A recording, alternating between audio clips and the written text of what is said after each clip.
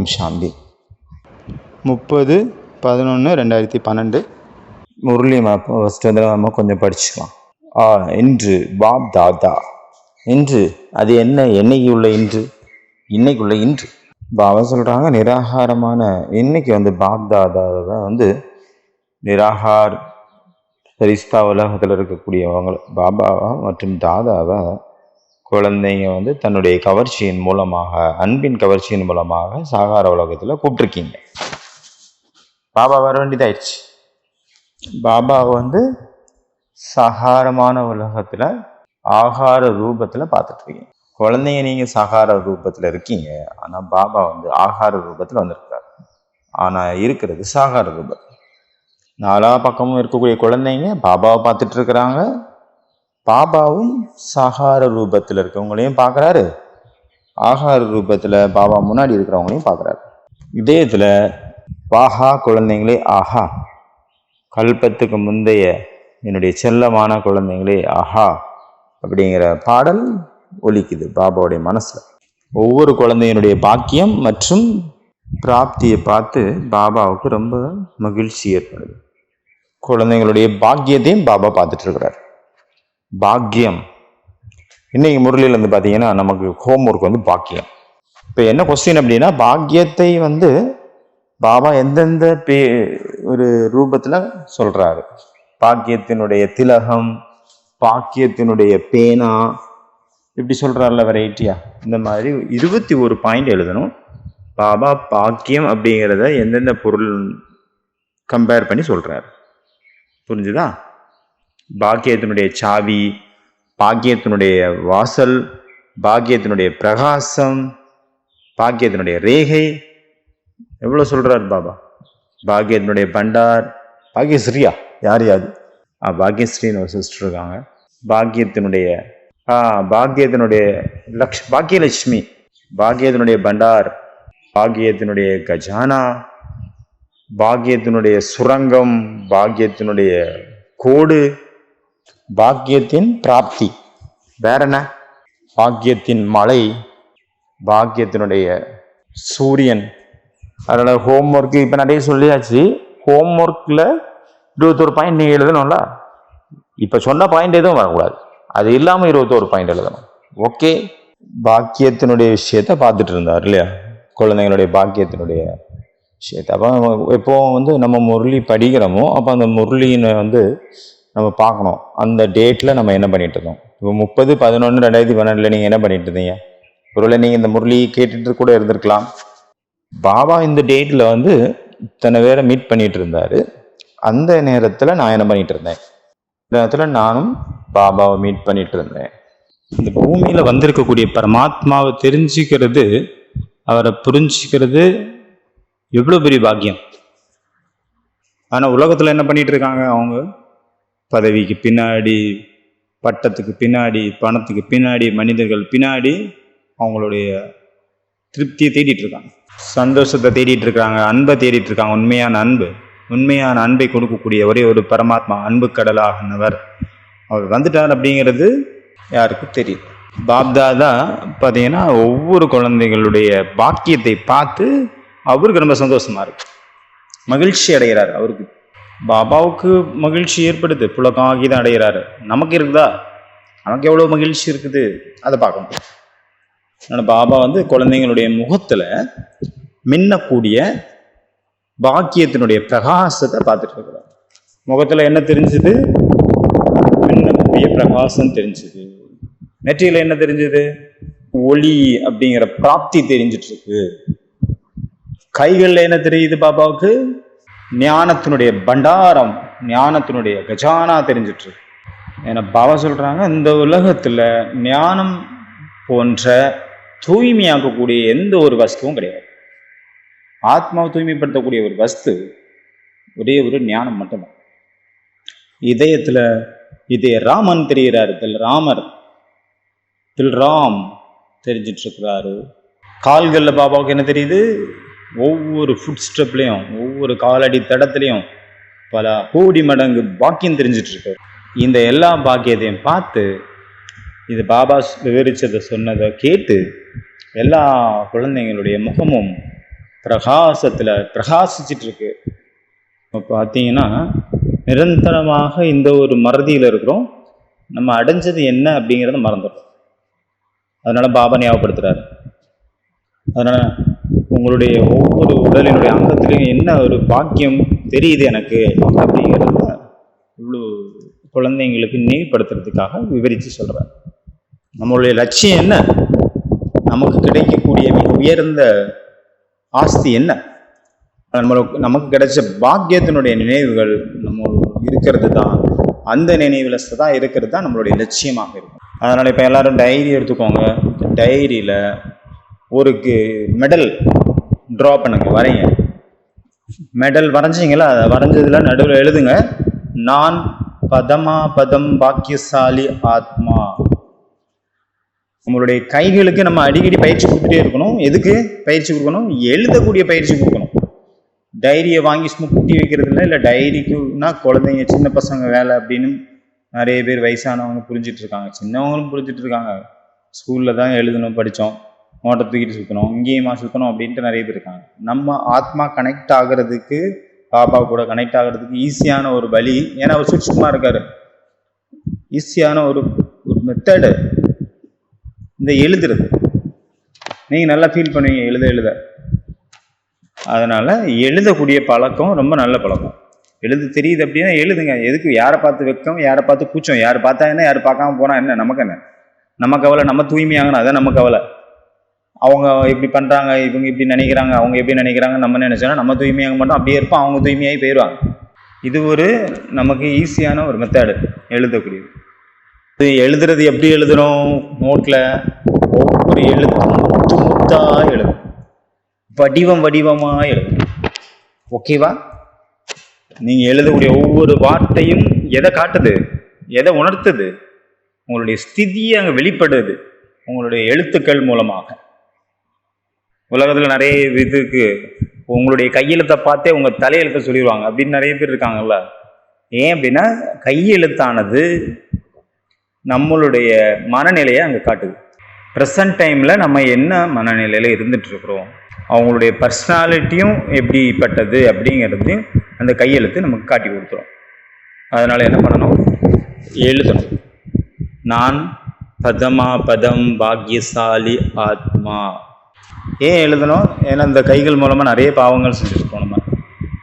அதனால் யாருக்கெல்லாம் நோட்டு பெண்ணு இல்லையோ அவங்க எல்லாம் பேப்பர் வாங்கி எழுதிக்கோங்க. எல்லாத்துக்கும் இந்த பேப்பரும் பெண்ணும் கொடுங்க. நம்ம தான் வச்சுருக்கோமே இதுக்காகவே. எல்லாரும் எழுதணும் இப்போ என் முன்னாடி. ஏன்னா நம்ம கைகள் மூலமாக நிறைய பாவம் செஞ்சுருக்கோம். அது எழுதி தீர்த்துருக்கு. இங்கு தீர நம்ம பாவங்கள் தீருது. இதுதான் பார்த்தீங்கன்னா எழுதக்கூடிய ஒரு மெடிடேஷன், எழுத்து மெடிடேஷன். எழுத அங்கே மெடிடேஷன் கனெக்ட் ஆகிட்டு இருக்கு. அதனால் இது எழுத்து மெடிடேஷன், எழுதும் மெடிடேஷன். அதனால் எழுதக்கூடிய பழக்கம் ரொம்ப நல்ல பழக்கம். அதாவது ஒரே விஷயத்தை செய்யும்போது யாராக இருந்தாலும் போர் அடிச்சு போயிடுது. அதனால் டெய்லி புது விஷயத்தை தேடி புதுசாக பண்ணணும். நம்ம அதனால தான் உங்கள் ப்ராக்டிஸ் கூட புதுசாக கொடுத்துட்ருக்குறோம். கேட்கணும், படிக்கணும், தாரணை பண்ணணும். இதுதான் பக்தியில் சாஸ்திரங்கள் எழுதியிருக்காங்க. ஞானத்தை கேட்கணும், படிக்கணும், தாரணை பண்ணணும். ஆனால் நடுவில் ஒன்று இருக்குது, எழுதணும். அடுத்தது பார்த்தீங்கன்னா சொல்கிறது, ஞானத்தை மற்றவங்களுக்கு சொல்கிறது. எவ்வளோக்குள்ள நம்ம மற்றவங்களுக்கு ஞானம் சொல்லுவோமோ அந்த அளவு நம்மளுடைய மூளையினுடைய அந்த நரம்புகள் ஓப்பன் ஆகிட்டே இருக்கும். இது ஏன் சொல்லப்பட்டிருக்கு? இது எந்த சூழ்நிலையில் சொல்லப்பட்டது? யார் தன்னுடைய வாழ்க்கையினுடைய ஏதாவது ஒரு பயணத்தை நம்பிக்கையோடு ஸ்டார்ட் பண்ணுறாங்க, அது மூட நம்பிக்கையாக இருக்கலாம். அப்புறம் பார்த்தீங்கன்னா அவங்களுடைய யாத்திரையினுடைய முடிவு சந்தேகத்தில் போய் முடியலாம். அதனால இப்படி பண்ணுங்க, சந்தேகத்தில் உங்களுடைய யாத்திரையை ஸ்டார்ட் பண்ணுங்க.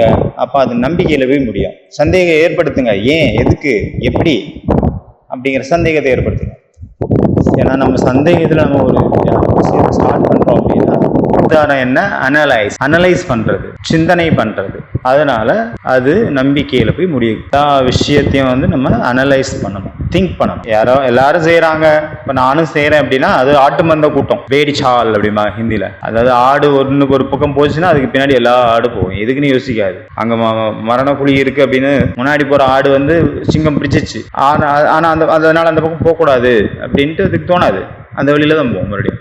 ஏன்னா முன்னாடி போகிற ஆடு அதை அப்படியே ஃபாலோ பண்ணுது. அதனால் ஆட்டு மந்த கூட்டமாக இருக்கக்கூடாது. சிங்கம் மாதிரி தனித்து நின்று செயல்படணும். யாரோ சொன்னாங்க அப்படிங்கிறதுக்காக எந்த ஒரு விஷயத்தை ஏற்றுக்காதுங்க. ஏதோ புத்தகத்தில் எழுதிருந்ததுன்னு எதை ஏற்றுக்காதுங்க, வாட்ஸ்அப்பில் வந்ததுன்னு அதை ஏற்றுக்காது. அப்படியே நம்பிடாதுங்க முட்டாள்தனமா. பரம்பரையாக ஒரு விஷயம் போயிட்டு இருக்கு அப்படின்னா அதையும் நீங்கள் பண்ணாதுங்க. இதை நீங்கள் ஏன் செய்கிறீங்க அப்படின்னா என்னுடைய தாத்தா பெரிய தாத்தா, இது மூட நம்பிக்கை. அப்பா என்ன சொல்கிறாங்க, பாப்தாதா யோசிங்க, சிந்தனை பண்ணுங்க, கம்பேர் பண்ணுங்க. நான் சொல்றது உலகத்தில் உள்ள சொல்லுவாங்க சரி அதை ஃபாலோ பண்ண. நான் உங்களை நான் சொல்றது தான் ஃபாலோ பண்ணோன்ட்டு நான் சொல்லவே இல்லை.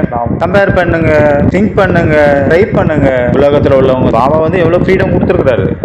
அவர் நான் சொல்றதுதான் செய்யணும் அப்படின்னு சொல்றதே இல்லை. செய்யுங்க, நான் விட்டுருங்க. ஏன்னா யாரு கல்பத்துக்கு முன்னாடி வந்தாங்களோ அவங்க தான் வருவாங்க. அப்படிதான் பாத்தீங்கன்னா இது ஏற்கனவே இந்த பாபா தான் சொல்றாருல, நிறைய பேர் அச்சான்னு சொல்றாங்க, ஆனா வரமாட்டாங்க, போவாங்க. நல்லா இருக்குது, இது எல்லாருக்குமே கிடைக்கணும் சொல்லுவாங்க. ஞானத்தை கேட்கிறவங்க நம்ம பாபா வீட்டில் கூட அந்த தர்மகுருவனுடைய மனைவி மாதிரியான கேரக்டர் அவங்க கன்ஃபார்மாக வரமாட்டாங்க. அந்த வெறுப்பில் இருக்கிறாங்க இல்லையா, 100% வெறுப்பில் அவங்களுக்கு ஒரு நாள் 100% அன்பாக மாறலாம். அவர் கண்டிப்பாக அதே போல தான் ஆகுது. பார்த்தீங்கன்னா கொஞ்ச நாள் கழிச்சு அந்த குரு அந்த புத்தகத்தை எடுத்து படிக்க ஆரம்பிச்சு. அதுக்கப்புறம் என்ன ஆச்சு அப்படின்னு தெரியாது, கதை முடிஞ்சு போச்சு. எது வரைக்கும் ஆர்வம் நமக்குள்ள புதித்தல இல்லையோ அது வரைக்கும் நம்ம எதுவுமே கற்றுக்க முடியாது, எந்த இதுலேயும் முன்னாடி போக முடியாது. அந்த ஆர்வம் மாறணும் அப்படி பாபா சொல்றாருல, மாறணும் அப்படிங்கிற ஆர்வம், படிக்கணும் அப்படிங்கிற ஆர்வம், செய்யணும் அப்படிங்கிற ஆர்வம், எல்லாத்தையும் சந்தோஷப்படுத்தணும், புதுசாக கற்றுக்கணும் அப்படிங்கிற ஆர்வம் எது வரைக்கும் இல்லையோ அது வரைக்கும் அவங்களுக்குள்ள எந்த ஒரு மாற்றமும் நிகழாது. ஏதாவது முயற்சி பண்ணுவாங்க, ஆனால் அவங்களால எனக்கு தெரிஞ்ச ஒரு பிரதர் ஹிந்தி கற்றுக்கிறதுக்காக வரணும், வண்டி ஓட்டி கற்றுக்கலாம் அப்படின்னு பயங்கர ஆர்வம், தலையை பிச்சுக்கிட்டு ஆர்வம் வந்துருச்சு. ஒரே வாரத்தில் கற்றுக்கிட்டாரு. அப்புறம் நேரம் பார்த்தாலும் ஓட்டிகிட்டே இருப்பாரு. காலையில் அமிர்த வேலை முடிஞ்ச உடனே வண்டி எடுத்துவாரு. யாருமே பார்க்கறதுக்கு முன்னாடி சுற்றிட்டு வந்துடுவார். ராத்திரி அதே மாதிரி ஆர்வம் தலையை பிச்சுட்டு போய் பார்த்தா ஒரு வாரத்திலே சூப்பராக ஓட்ட ஆரம்பிச்சிட்டாரு. மற்ற டிரைவர்களை விட அதிகமாக ஓட்டாரு. தெரியுது, ஆர்வம் தான் ரொம்ப முக்கியம். இந்த பரமாத்மா இறைவன் எவ்வளோ பெரிய ஒரு டீச்சர், எவ்வளோ பெரிய ட்ரெயினர், எவ்வளோ பெரிய குரு, அவரு சொல்லி கொடுத்தாலும் கூட நமக்குள்ள ஆர்வம் இல்லாத வரைக்கும், விருப்பம் இல்லாத வரைக்கும் அது நமக்குள்ள வராது. கடவுளே சொல்றாரு, கடவுள் சொன்னோன்னா நம்ம உடனே தேவதை ஆயிடுவோமா? கடவுள் சொல்லுவாரு, வழிதான் சொல்லுவாரு, செய்ய வேண்டியது நம்ம தான். சரி, வாயில வேணா ஊட்டலாம், முழுங்க வேண்டியது நம்ம தானே. அதுக்கு மற்றவங்க என்ன பண்ண, பாபா பரமாத்மா வழிகாட்டுவாரு, அதை செய்ய வேண்டியது நம்ம தான். ஏன்னா நம்ம தான் ராஜ்யம் செய்ய போறோம். பாபா ராஜ்யம் பண்றதா இருந்தா அவர் எல்லாத்தையும் செஞ்சிருவாரு ஒரு செகண்ட்ல. அவர் தான் வர்றது இல்லையே. குழந்தைகளுக்காக பாக்கியத்தை ஏற்படுத்துறதுக்காக நீங்களே செய்யணும் அப்படின்னு ஒரு சிஸ்டம் வச்சிருக்கு. அதான் சேவை. அதுக்கு தான் அந்த சேவை உருவாக்கும் சங்கமேகத்துல. இந்த எல்லா விஷயத்தையும் நம்ம எப்போ செய்யணும், காலையில செய்யணும். காலையில உட்காந்து வெறும் யோகம் மட்டும் பண்ணக்கூடாது, சிந்தனையும் பண்ணணும். ஏன்னா காலையினுடைய சிந்தனை முழு நாளும் நம்மளை கூடவே டிராவல் பண்ணுது. உலகத்துல என்ன சொல்றாங்க, அந்த ஃபர்ஸ்ட் அவர், அதாவது உங்களுடைய வாழ்க்கையில என்னெல்லாம் பிரச்சனைகள் இருக்குதோ, வாழ்க்கையில என்னெல்லாம் கஷ்டங்கள், குழப்பங்கள், என்ன வாழ்க்கையில பிரச்சனை என்ன இருந்தாலும் சரி, அதுக்கான டைம் எப்போ ஸ்பெண்ட் பண்ணணும், அதிகாலை நேரத்தை அதுக்காக. காலையில் எந்திரிச்ச உடனே ஃபர்ஸ்ட் 1 hour அந்த நேரத்தில் என்ன பண்ணணும், ஏன்னா அந்த நேரத்தில் மன சாந்தமா இருக்கு. அதே போல நம்மளுடைய பாக்கியத்தினுடைய விஷயத்தை கூட பாபா என்ன சொல்றாங்க, அதிகாலையில சிந்தனை பண்ணுங்க குழந்தைங்களே. அதனால புது ஒரு பழக்கத்தை நம்ம உருவாக்கணும். அமிர்த வேலையை எந்திரிக்கக்கூடிய ஒரு பழக்கமாகட்டும், தாரணையினுடைய ஒரு விஷயமாகட்டும், 21 நாள் சொல்றாங்க. அதனால ஒரு 21 நாள் பயிற்சி விடாம, அப்புறம் நீங்க பிராக்டிஸ் பண்ண வேண்டிய அவசியமே இல்லை. அது உங்களுடைய ஒரு பழக்கமாக மாறிடும், தானாகவே ஆட்டோமேட்டிக்கா அது அங்க நடக்கும். அதை பாபா சொல்றாங்கல்ல, ஆத்மீயமேனி ஆகக்கூடிய ஆத்மாபிமான நிலையில நிலைச்சிருக்கக்கூடிய பழக்கத்தை கொண்டு வாங்க, மற்றவங்களையும் ஆத்மான்னு பார்க்கக்கூடிய பழக்கத்தை கொண்டு வாங்க. உங்கள் வாய் மூலமாக எப்பவுமே ஞானத்தினுடைய விஷயங்கள் தான் வரணும். எல்லாருக்கும் சுபாவனையை தான் வைக்கணும். எல்லாருக்கும் சுகம் கொடுக்கக்கூடிய பழக்கத்தை கொண்டு வாங்க. எல்லாருக்கும் ஆசீர்வாதங்கள் கொடுக்கக்கூடிய, எல்லாரையும் மன்னிக்கக்கூடிய, மறக்கக்கூடிய பழக்கத்தை கொண்டு வாங்க. கெட்ட விஷயத்துல கூட நல்லதை மட்டுமே பார்க்கக்கூடிய பழக்கத்தை கொண்டு வாங்க. எவ்வளோ சொல்றாரு பாபா. சின்ன குழந்தை பார்த்தீங்கன்னா ஆரம்பத்தில் நம்ம மண்ணெண்ணெய் வழக்கம் இருக்கும். இப்போ சின்ன ஒரு பிறந்த குழந்தை, அதுக்கு அந்த சூடு, அது தீபத்தை பார்த்து எப்படி பூச்சிகள் மயங்குதோ, அதே போல் அந்த குழந்தைக்கும் அது ஒரு மயக்கமாக தெரியும். இது என்ன நல்லா இருக்கே அப்படின்ட்டு கையை கொண்டு வைக்கும் குழந்தை. நம்ம எடுத்துருவோம் விளக்க, குழந்தைக்கு சுட்டுறோம் அப்படி. ஆனா அந்த குழந்தைக்கு எது வரைக்கும் கை வச்சு சூடு வாங்கலையோ அது வரைக்கும் அந்த குழந்தை கை வைக்க தான் ட்ரை பண்ணிட்டே இருக்கும். அப்போ கையை வைக்கக்கூடாது அப்படிங்கிறது ரியலைஸ் ஆகிறதுக்கு எத்தனை நிமிஷம் ஆச்சு, 1 செகண்ட். சூடு வாங்கினோன்னா அதுக்கப்புறம் அந்த பக்கம் கையே அந்த பக்கம் போகவே மாட்டோம் அந்த குழந்தைய. நம்ம கூட அப்படிதானே. இந்த மாதிரி ஒரே அடியா ஷாக்கு எப்போ கிடைக்குதோ அப்பந்தான் நம்ம ஒரு விஷயத்த, இப்போ இப்போ பாருங்க, பீடி சிகரெட்டு குடிக்கிறாங்க, அதுக்கு அடிமையாக இருக்காங்க அப்படின்னா அவங்க எப்போ அவங்களுக்குள்ள மாற்றம் வரும், அவங்களுடைய பழக்கங்கள் எப்போ மாறும், எது வரைக்கும் அவங்க ஐசியூவில் போய் படுகலையோ, ஹார்ட் அட்டாக் வரலையோ, இல்லை ஏதாவது ஒரு வியாதி வரலையோ, அது வரைக்கும் அவங்க என்னதான் நீங்கள் சொன்னாலும் ரேடியாக இந்த மாதிரி ஐசியூவில் போய் படுத்துட்டாங்கன்னா ஒரு ஷாக் அடிக்கணும் அவங்களுக்கு. எந்த ஒரு விஷயத்துலையும் ஷாக்கிங் வந்தால் தான் அங்கே மாற்றம் நிகழுது. கரண்ட் ஃபார்ம் ஆகும், கரண்ட் அட்டாக் ஆகணும், அது வரைக்கும் திருந்த மாட்டாங்க. நிறைய பார்த்துருக்குறோம் இந்த மாதிரி. இது ப்ராக்டிக்கலாக நடந்துட்டு இருக்கு இப்போல்லாம் பிகேஎஸ் லைஃப்பில் பார்க்குறோம். அதனால எது வரைக்கும் அடி வாங்கலையோ, அடி வாங்கி தான் திருந்தணும் அப்படிங்கிறது நம்மளுடைய கதையாக இருக்குது. அந்த காலத்தில் தாதிகள் சொன்னோடனே புரிஞ்சு ஓகே ஆஞ்சி பாபா அப்படின்ட்டாங்க, உடனே மாற்றிட்டாங்க. ஆனால் இங்கே அடி கொடுத்தாதான் திருந்துவோம், அடி வாங்கி தான் திருந்துவோம் அப்படின்ட்டு நம்மளுடைய நிலைமை ஆகிப்போச்சு இப்போதைக்கு உலகத்தினுடைய நிலை. அதனால இப்பெல்லாம் நிறைய பேர் அந்த மாதிரி மாறி இருக்காங்க. ஒரு வியாதி வந்தது, ஆஸ்பத்திரிக்கு போய் ஆப்ரேஷன் பண்ணிட்டு வந்தாங்க, அதுக்கு ஒரு பார்த்தீங்கன்னா ஆளே மாறி போயிட்டாங்க. யார் இது? நம்ம குமார் பிரதரா? இது இவ்வளவு சாந்தமா இருக்காரு, நம்ம வேஞ்சியா இது இவ்வளவு அன்பா பேசுறாங்க அப்படிங்கிற மாதிரி மாறிடுவாங்க. அதனால கரண்ட் ஷாக் ரொம்ப முக்கியம். பாபா அதனாலதான் பழைய உலகம் வினாஷ் கூடவே வச்சிருக்காரு, இல்லைன்னா திருந்த மாட்டேன். உடனே சடனாக்காக ஒரு ஷாக் வச்சிருக்காரு. வினாஷம் தர்மராஜ், கீழான பதவி கிடைச்சிரும், 10 பிரஷ்ட ஹோ ஜாயேகா பாபா சொல்றாங்க, பதவி பிரஷ்டமாயிடும். இந்த மாதிரி ஷாக்கிங்கான விஷயங்களை நடுநடுவா சொல்ல என்ன தெரியுது, ஒரு பழக்கத்தை நம்ம மாற்றணும் அப்படின்னா நமக்கு ஷாக் ரொம்ப தமிழ் கூட உண்டு. நீங்க எவ்வளவு கட்டாயமாக ஒரு குதிரையை குளம் வரைக்கும் கூட்டிட்டு போகலாம், பார்த்தா சரண்டர்ன்ட்டாங்க, வெளியே போக முடியாது, வேலை செய்ய முடியாது, உள்ளே கொடுக்குறத சாப்பிடணும், அவங்க சொல்றதா செய்யணும், என்ன பண்றதுன்னு தெரியல. அவங்க மனநிலை எப்படி இருக்கும், அவங்க லைஃப்ல இன்ட்ரெஸ்ட் இருக்கும் இல்லாம பாபா குழந்தையானவங்க என்ன ஆவாங்க, அவங்களுக்குள்ள தாரணை வராது. அவங்க என்னைக்கா ஒரு நாள் பாபாவை கொய்ய விட்டுட்டு போயிடும். ஏற்கனவே சொல்றேன், எனக்கு ஒரு தெரிஞ்ச ஒரு பிரதர் பார்த்தீங்கன்னா ஒரு தடவை பிரம்மா குமாரிகளுடைய நியூஸ் அப்படி உடனே அவர் ரொம்ப நாளாக வரவே இல்லை. ஒரு விஐபி பாபா குழந்தைன்னு வச்சுக்கோங்க. அவர் அந்த நியூஸை பார்த்தாரு, உடனே வந்தார். அப்புறம் ஒரு வாரம் கிளாஸுக்கு வர, சிஸ்டர் இனிமேல் நான் கிளாஸுக்கு டெய்லி வருவேன், பாபா பாருங்க பாபா எவ்வளோ வெளிப்படுறாரு. இப்போ ஒரு ஸ்டோரி பார்த்தீங்கன்னா, ஒருத்தர் பக்தி நல்லா பண்ண ஆரம்பிச்சாரு. அதை பார்த்து பகவான் சிவஜி அங்கே பிரசன்னமாயி வந்துட்டார். அவருக்கு ஷாக் ஆயிடுச்சு. அப்படி ஒன்று அப்படின்னு அப்படி தெரியாது, நம்பிக்கையும் இல்லை. ஏன்னா உலகத்தில் நிறைய பேர் பக்தி பண்ணுறாங்க, ஆனால் கடவுள் மேலே நம்பிக்கை இருக்காது. சும்மா பண்ணிட்டு வேற பண்ணுறாங்கன்னு நானும் பண்ணுறேன் அப்படின்ட்டு முழு உலகமே அப்படித்தானே போயிட்டு அந்த மாதிரி வந்துட்டாரு. வந்த உடனே கேட்குறாரு, உனக்கு 3 வரதானங்கள் தருகிறேன், உன்னுடைய பக்தியை நான் திருப்தி அடைந்தேன் அப்படிங்கிறாரு. அப்போ அவர் சொல்றாரு, திடீர்னு கேட்குறீங்க, என்ன வரதானம் கேட்குறதுன்னு தெரியல. ஐயோ ஆமா, இதை வேணா பண்ணுங்க, என் ஒய்ஃப் தொல்லை தாங்கல, அந்த அம்மா என் டெய்லி என் உசுறு எடுக்குது, அந்த அம்மா உசுரை நீங்க எடுத்துருங்க, ததாஸ்து அப்படின்ட்டார். அப்படி ஆக கடவுது. வீட்டுக்கு போறாரு, வீட்டுக்கு போனா ஒய்ஃப் இறந்துட்டாங்க. அப்பதான் ஒரு ஷாக் அடிக்குது. ஐயோ நான் என்ன பண்ணிட்டேன், எவ்வளவு அன்பாக இருந்தேன், கொஞ்சம் சண்டைகள் ரொம்ப சின்ன சின்ன விஷயம், ஆனா அன்பு எவ்வளவு பெருசா இருந்தது, என்ன பண்ணிட்டேனா அப்படின்ட்டு அவர் ரியலைஸ் ஆச்சு. அடுத்த நாள் கடவுள்கிட்ட போய் கேட்கிறாரு, என்னுடைய மனைவி ரொம்ப அன்பானவா, அவ்வளோ உயிரெழுத்தலை செய்யுங்க அப்படிங்கிறார். ததாஸ்து அப்படின்ட்டார். 2 வாரம் முடிஞ்சிச்சு. 3வது வாரம், ஐயா என்ன வாங்குறதுன்னு எனக்கு தெரியலைங்கய்யா, நீங்களே கொடுத்துருங்க, எனக்கு என்னது நல்லதுன்னு தோணுதோ நீங்களே கொடுத்துருங்க. அப்ப கடவுள் சொல்றாரு, எந்த ஒரு ஆசை உயர்ந்த நிலை மகனே, அதை பெற்றுக்கொள்வாயாக, இச்சா மாத்திரம் அவித்யா. பாபா சொல்றாருல, எந்த ஆசை எனக்கு ஒண்ணுமே வேண்டாம், ஒரே ஒரு பாபா மட்டும் போதும், இதுதான் திருப்தி, ஆசையற்ற நிலை. இத்தர் கூட சொல்றாரு இல்லையா, துன்பத்திற்கு முக்கியமான காரணம் ஆசைகள். ஆசையே பாபா இச்சா மாத்திரம் அவித்யா, ஆசையற்ற நிலையை நம்ம கொண்டு போறாரு. எனக்கு ஒண்ணுமே வேண்டாம், நீங்க என்ன கொடுத்தீங்களோ அந்த கிடைச்சிருக்கிறது எனக்கிட்ட என்ன இருக்கோ அதிலேயே நான் திருப்தியாக இருக்கேன். சந்துஷ்டம் சதஸ். யார் யோகி? அர்ஜுனா கேட்கிறாரு கீதையில. யார் திருப்தியான இருப்பாரோ, யார் எதுவும் வேண்டாம், எதுவுமே வேண்டாம் அப்படிங்கிற ஒரு உயர்ந்த, அவன் நம்ம எல்லாம் எந்த மாதிரி அந்த மாதிரி கிடையாது, நான் எந்த முயற்சியும் பண்ண மாட்டேன் அப்படின்னு கிடையாது. திருப்தினா என்ன அர்த்தம், என்கிட்ட எல்லாமே இருக்கு அப்படி இருக்கு. இப்ப ஒரு அமெரிக்கன் போறாரு பேட்டி எடுக்கிறதுக்காக, இப்ப என்ன ஒரு அதிசயம், ஒரே இதுல பாத்துங்க பரமாத்மாவுடைய அதிசயம், இயற்கையினுடைய அதிசயம் அப்படின்னு சொல்லலாம்.